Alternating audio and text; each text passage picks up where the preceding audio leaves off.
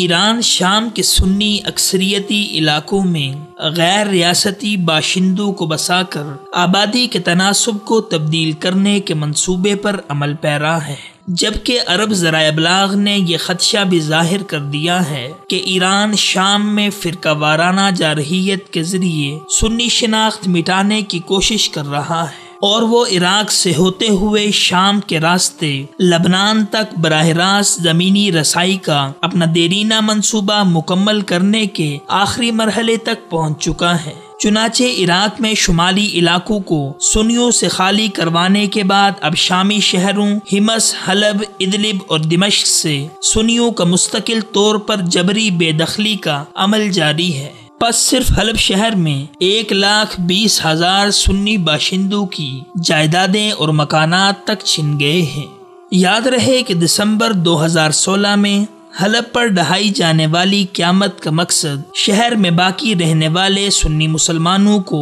زبردستی بے دخل کرنا تھا، تاکہ شہر پر ایرانی پاسداران انقلاب کی سیکیورٹی میں ایرانی انتظامیہ اپنی مرضی کی تبدیلیاں کر سکے۔ پس شامی آبادی کی تبدیلی کے اس منصوبے سے ایک جانب درندہ صفت بشار الاسد کا بازو مضبوط ہوگا اور اس کی حکومت کو اہم شہروں میں سہارا ملے گا، جبکہ دوسری جانب ایران اپنے ہم مسلک افراد کو بسا کر لبنان تک زمینی رسائی کے منصوبے کو جلد مکمل کر لے گا۔ واضح رہے کہ برطانوی جریدے گارجین کی رپورٹ کے مطابق اس منصوبے کا انکشاف اس وقت ہوا تھا جب گزشتہ ماہ ترکی میں ہونے والے مذاکرات میں ایرانی حکام نے شامی گروپ احرار الشام کے ساتھ ادلب کے ہم مسلک اکثریتی علاقوں کی ہم مسلک آبادی کو سنی علاقوں کے ساتھ آپس میں تبدیل کرنے کا مطالبہ پیش کیا تھا۔ پس ایرانی حکام اسی کے پیش نظر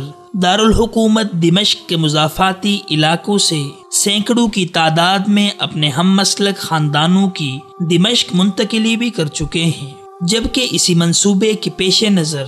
دمشق میں شیعہ حسینیہ کو فوجی چھاؤنیوں میں بدل دیا گیا ہے، جہاں دن رات ہزاروں کی تعداد میں ایرانی، عراقی اور لبنانی شیعہ ملیشیا گروپوں کے مسلح افراد بیٹھے رہتے ہیں۔ مزید یہ کہ تمام عبادت گاہوں کے قرب و جوار میں مسلح گروپوں کے کمانڈروں کے خاندانوں کو بسا دیا گیا ہے، جس کے لیے مقامی سنی آبادی کو زبردستی علاقہ چھوڑنے پر مجبور کیا گیا ہے۔ پس ان حالات کے پیش نظر مستقبل میں 1 کروڑ سے زائد عرب سنیوں کو سر چھپانے کے لیے جگہ ملنے کا امکان نہیں ہوگا، اور یہ لوگ دربدر ہو کر خانہ بدوشوں والی زندگی گزارنے پر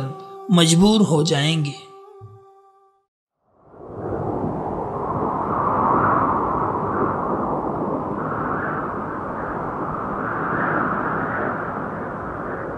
اخوت و محبت کا علم بردار